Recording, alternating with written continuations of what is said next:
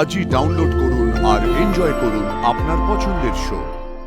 এই মুহূর্তে দেবী মা ছোট সাহেব কেউই আমার কথা বিশ্বাস করছেন না, কিন্তু আমি নিশ্চিত দেবলীনা ম্যাডাম নিশ্চয়ই কোনো বড় ষড়যন্ত্র করছে। আমি বাড়ির সবার জন্য মিষ্টি বানিয়েছিলাম, তাই আপনাদের জন্য নিয়ে এলাম। আমি আসছি।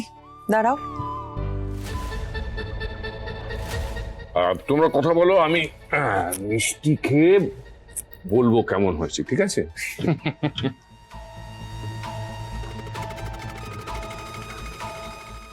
কুসুম, তুমি আয়ুষের বিয়ের আনন্দে সবাইকে মিষ্টি বানিয়ে খাওয়াচ্ছ, কিন্তু তোমাকে কেউ খাওয়ায়নি। এসো আমার কাছে, আজ তোমাকে আমি মিষ্টি খাওয়াবো।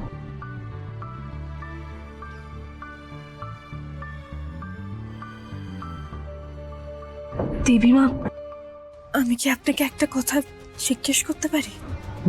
বলো। ফোনে আমার গলার আওয়াজ শুনে আপনি কি রেগে গেছিলেন দেবী মা? আপনি কি আমার উপরে রেগে আছেন? ছিলাম, এখন আর নেই। আসলে তুমি জানো না কুসুম, তোমার সম্বন্ধে অনেকে অনেক রকম কথা বলে, অনেক কিছু ভাবে। আপনি কি ভাবেন? বাকিদের মনে যে প্রশ্নগুলো ভিড় করে, সেই প্রশ্নগুলো কি আপনার মনেও জাগে দেবী মা? কি জানো কুসুম, একজন সৎ মানুষকেও যদি রোজ চোর চোর চোর চোর বলা হয়, তাহলে তার অতি কাছের মানুষও তাকে একদিন চোর ভাবে। আচ্ছা, একটা কথা বলো তো কুসুম, সেদিন ফার্ম হাউসে কে এসেছিল? তুমি কাকে দেখেছিলে? পালাবার তো রাস্তা নেই কুসুম। কাছ থেকে দেখো দেখো দেখো দেখো, ওই দেখো তোমার প্রিয় মানুষের মৃত্যুটা দেখো। দেবলীনা ম্যাডাম। কি? দেবলীনা? দেবলীনা কি করে হতে পারে?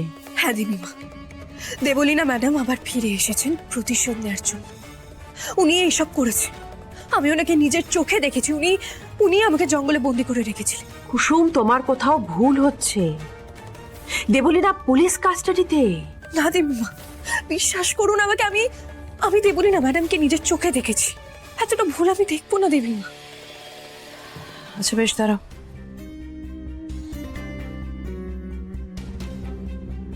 হ্যালো, আমি ইন্দ্রাণী গাঙ্গুলি বলছি। দেবলীনা চ্যাটার্জি কোথায়? মানে ও আপনাদের পুলিশে হেফাজতেই রয়েছে তো? ওর বেল হয়ে যায়নি তো? হ্যাঁ, দেখবেন, নজরে রাখবেন ওকে, কেমন? হ্যাঁ। তুমি ফার্ম হাউসে কি অবস্থায় ছিলে আমি জানি। তোমার কোথাও একটা ভুল হয়েছে।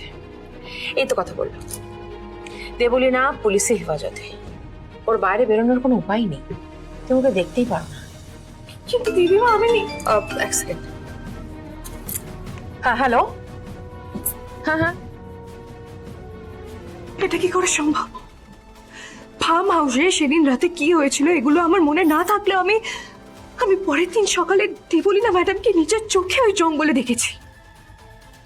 এই মুহূর্তে দেবী মা ছোট সাহেব কেউই আমার কথা বিশ্বাস করছেন না, কিন্তু আমি নিশ্চিত দেবলীনা ম্যাডাম নিশ্চয়ই কোনো বড় ষড়যন্ত্র করছে।